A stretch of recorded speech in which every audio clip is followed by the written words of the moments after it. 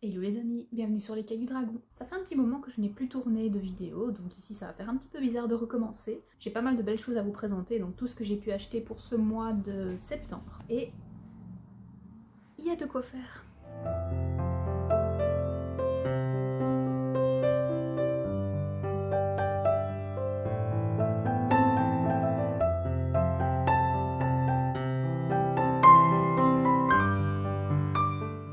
Ce que je vais commencer à vous présenter, c'est comme à chaque fois tout ce qui est graphique. Donc ici ce sera les mangas, c'est vraiment ce qu'il y a le plus pour ce mois-ci. Donc j'ai pu m'acheter le tome 9 et 10 de Dark Gathering. Donc c'est vraiment, comme vous le savez, la série manga que j'aime vraiment beaucoup. Donc ici vous avez le 9e tome et le 10e. Comme vous voyez, hein, c'est toujours un peu dans les tons très mignons et en même temps horrifiques. C'est vraiment ce qui représente au mieux cette série. Et j'aime vraiment toujours autant. Je vous avoue qu'au niveau de l'anime qui est disponible sur Crunchyroll, ça je n'ai pas continué jusqu'à présent parce que pour l'instant je suis moins animée que lecture papier. Donc si vous avez envie d'une petite lecture assez horrifique au niveau manga, bah, n'hésitez pas, en tout cas Dark Gathering c'est vraiment trop bien. J'en ai également profité pour continuer d'acheter des suites de saga. Donc ici vous avez le 2e tome de L'épouse damnée et le chasseur de démons. Bien sûr, depuis lors, je l'ai déjà lu et j'aime bien pour l'instant en tout cas. Au niveau des graphismes, c'est vraiment très beau. Hein. Je vais essayer de vous présenter une belle planche, par exemple. Hop, vous avez ici l'héroïne qui est quand même assez mignonne. Ici, on vous dit mariage historique et surnaturel.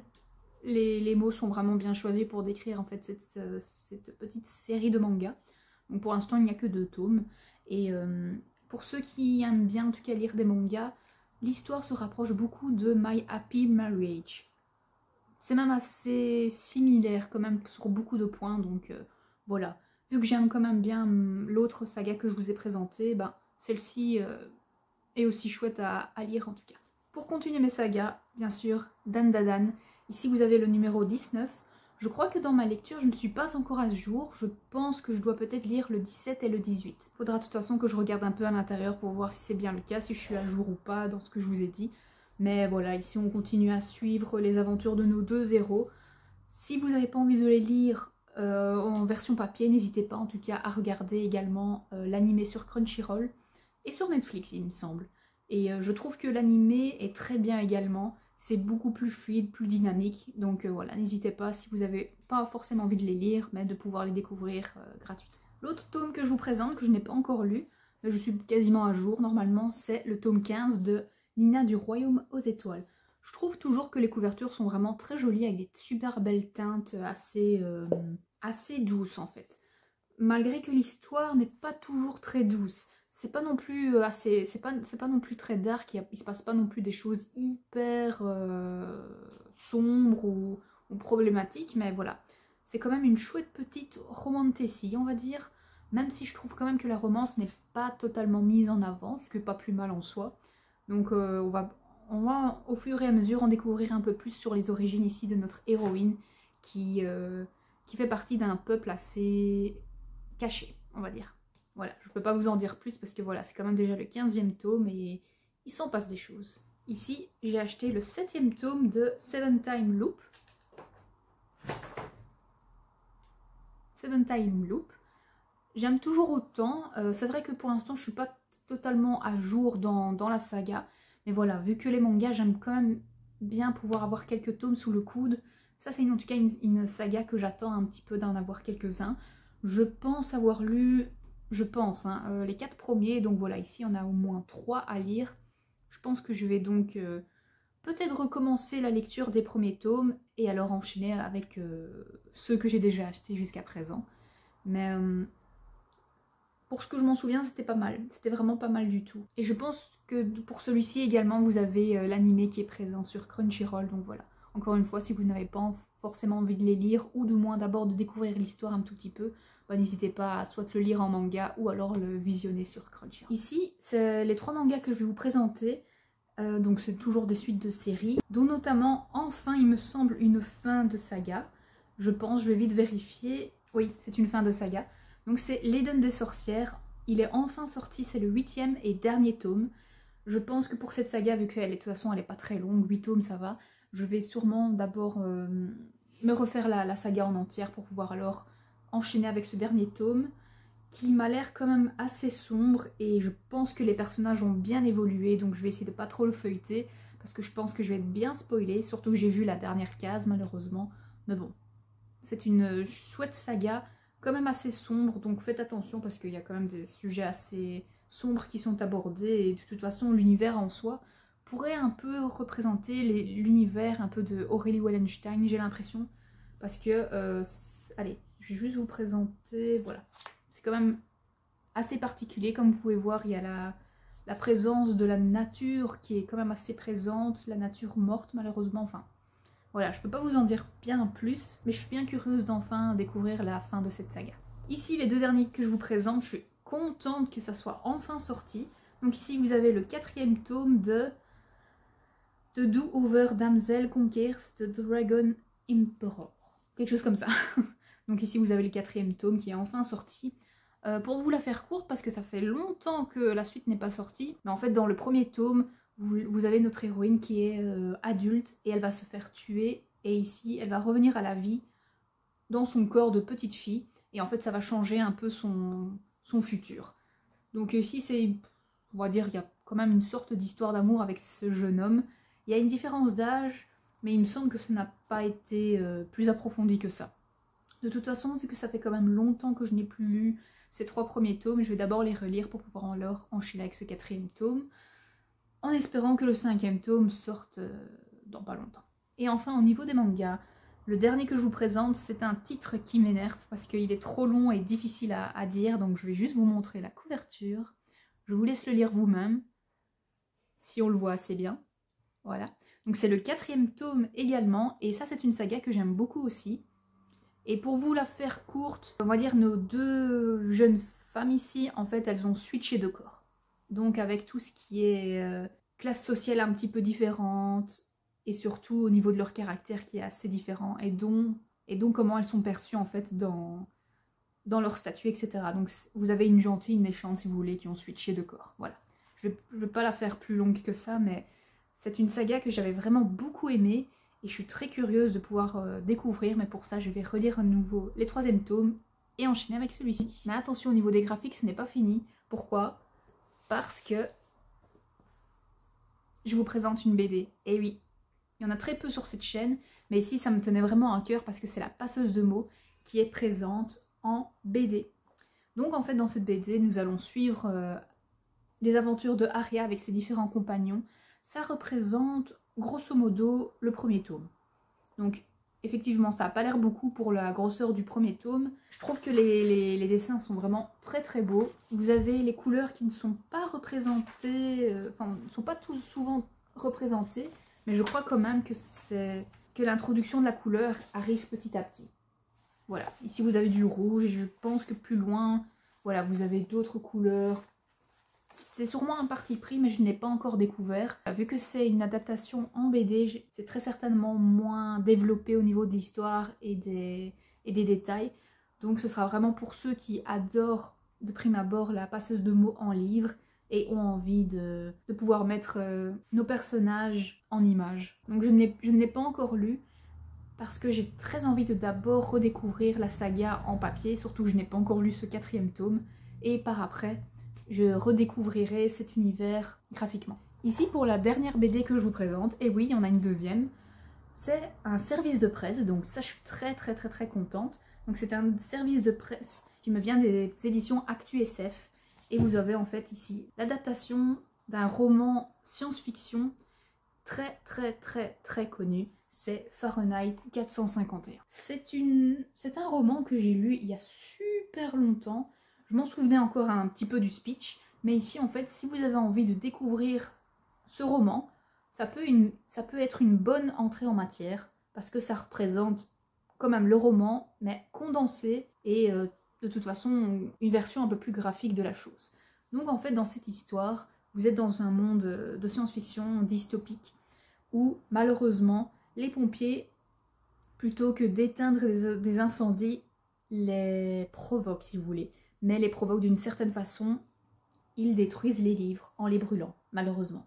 Donc oui, c'est un grand comble pour nous qui aimons la lecture, mais malheureusement dans cet univers, le savoir des livres est dangereux. Et vous pourrez retrouver justement cette BD début octobre dans les magasins, donc à l'heure où je tourne cette vidéo, elle sera déjà présente dans vos magasins. N'hésitez pas à découvrir cet univers et à peut-être après approfondir avec la lecture du roman qui est vraiment trop bien.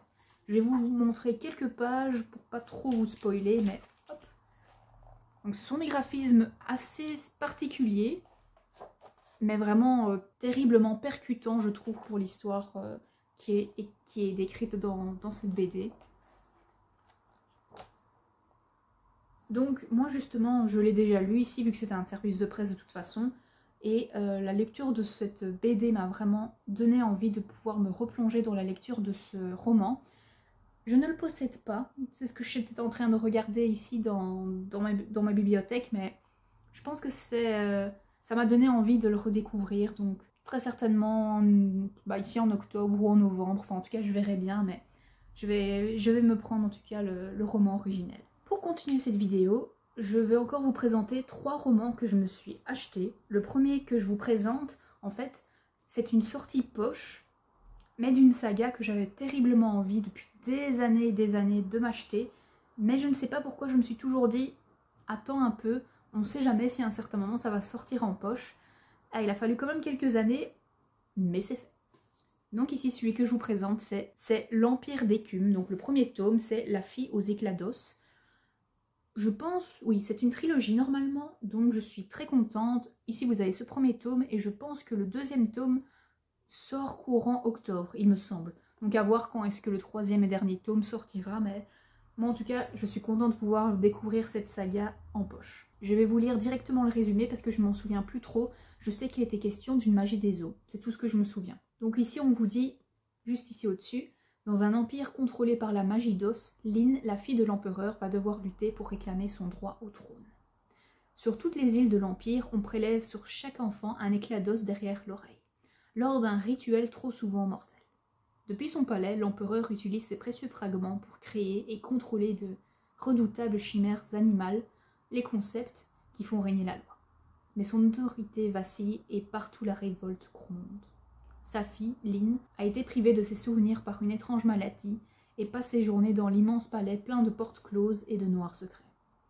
Pour regagner l'estime de son père, elle décide de se lancer dans le périlleux apprentissage de la magie d'os. Une magie qui a un prix. Alors que la révolution vient frapper aux portes du palais, Lynn devra décider jusqu'où elle peut aller pour reconquérir son héritage et sauver son peuple. Donc ouais, ça a l'air vraiment trop bien. Je sais que, bon, comme je vous l'ai dit, il y a une magie des eaux, donc c'est déjà assez particulier. C'est une sorte de magie que je n'ai pas vue très souvent. La seule fois où j'ai vu ce genre de magie d'os, c'était avec la forgeuse d'os, justement. Et ici, en fait, il y a des sortes de chimères, donc ça, je suis très curieuse de découvrir. Dites-moi en commentaire si vous avez déjà découvert cette saga, et donnez-moi votre avis, votre retour, je suis très curieuse. L'autre roman que je vous présente, je ne vais pas pouvoir vous le présenter dans les meilleures conditions. Pourquoi? Parce que je le garde sous blister tant que je ne l'ai pas encore lu. C'est Parmi les fleurs embrasées de Samantha Shannon. Donc c'est un préquel, il me semble, de sa saga Un jour de nuit tombée, quelque chose comme ça. Donc ici, c'est une sorte de préquel, ou en tout cas ça se passe 2 ans avant le prieuré de l'Oranger. Et déjà, je trouve toujours les couvertures vraiment super belles, avec un super beau jaspage. Et voilà, je n'en sais pas plus parce que voilà, j'ai juste lu le premier, enfin le prieuré de l'Oranger. Je n'ai pas lu l'autre tome qui est avant, donc qui est vraiment super gros. Et celui-ci par contre est tout petit, mais voilà. J'ai envie de faire les choses dans l'ordre et je verrai quand j'aurai lu plus tard l'autre gros tome. Et enfin, le dernier livre que je vous présente pour cette vidéo, et pas des moindres, je trouve qu'il est vraiment super beau. Et également, je ne vais pas pouvoir vous le présenter un peu mieux que ça. Pourquoi? Parce qu'il est encore sous blister, c'est le dernier tome de la saga God Killer. Donc ici vous avez le 3e tome et dernier. C'est Fate's Breaker de Anna Kanner. Très joli, j'adore la couverture, un beau jaspage.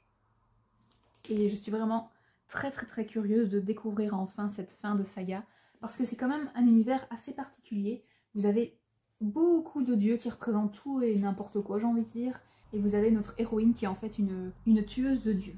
Voilà, je peux pas vous en dire plus parce que c'est quand même un univers assez complexe, mais n'hésitez pas à le découvrir parce que ça vaut vraiment la peine. C'est un univers qui n'est pas souvent représenté, j'ai envie de dire. Vous avez des thématiques assez particulières, donc n'hésitez pas, c'est vraiment une saga super chouette. Pour ce mois de septembre, j'ai également découvert un jeu vidéo que j'aime vraiment beaucoup. Je l'ai acheté sur Switch 1, il est également présent sur Switch 2 et peut-être sur PC. C'est Story of Season Grand Bazar. Pour vous avouer, j'ai beaucoup joué durant ce mois de septembre à ce jeu vidéo. Je compte plus ou moins 145 heures, quelque chose comme ça, voire un peu plus parce que j'ai même refait une petite partie en plus. Donc ouais, c'est vraiment un jeu très chouette qui est assez cosy et en fait vous devez dans ce jeu reprendre une ferme. Donc vous avez des plantations à faire, vous avez au fur et à mesure des animaux qui peuvent apparaître dans vos champs. Donc poules, moutons, lamas, vaches, buffles. Et pour vous aider par après des animaux de compagnie style chat et chien. Et en fait le but de ce jeu c'est de donc reprendre cette ferme et surtout revendre vos productions et ce que vous allez looter dans la nature dans le Grand Bazar qui est une sorte de grand marché hebdomadaire. Donc tous les samedis dans ce jeu vous avez vos articles recueillis ou cultivés et vous devez les vendre pour avoir de l'argent et améliorer votre ferme. Voilà, c'est vraiment très chouette. N'hésitez pas à me dire en commentaire si vous avez découvert ce jeu, mais moi en tout cas j'adore. Bien plus qu'Animal Crossing et bien plus que le jeu sur le Hobbit, étonnamment. Pourtant je l'ai quand même bien poncé de quelques heures, on va dire allez, 20 à 30 heures, quelque chose comme ça, mais je préfère largement ce jeu. Ah oui, et autre chose également, c'est un peu moins bien pour moi, mais mon opération du bras a été reportée d'1 mois, donc ce sera reporté au 10 novembre normalement. Si ça se tient toujours, j'espère, mais normalement oui. Donc je serai alitée pour ce mois de novembre, donc il est possible que vous n'aurez peut-être pas de vidéo, ou du moins pas une à chaque semaine, parce que voilà, ça va être compliqué de tourner ou surtout de monter ces vidéos avec un bras en moins. Surtout que je suis droitière. Donc voilà les amis, ce sera tout pour cette vidéo. Toujours merci de continuer à suivre ma chaîne. N'hésitez pas à me dire en commentaire quels sont vos achats de septembre. Je vous avoue que moi ici je suis très contente de mes achats. D'autant plus que je vous ai pas dit, mais j'avais également pour ce mois de septembre précommandé le pack des sorties 2026. Mais ça je vous le présenterai pour le prochain book haul parce que oui, à l'heure actuelle où je tourne cette vidéo, j'ai reçu déjà mon pack des sorties 2026. Et il y a de très belles choses à vous présenter, mais ça ce sera pour la prochaine vidéo. Sur ce les amis, n'hésitez pas à aimer, commenter et partager mes vidéos. Ça apporte de la force à cette chaîne. Et on se retrouve pour la prochaine fois. Et sur ce, je vous souhaite de bonnes lectures.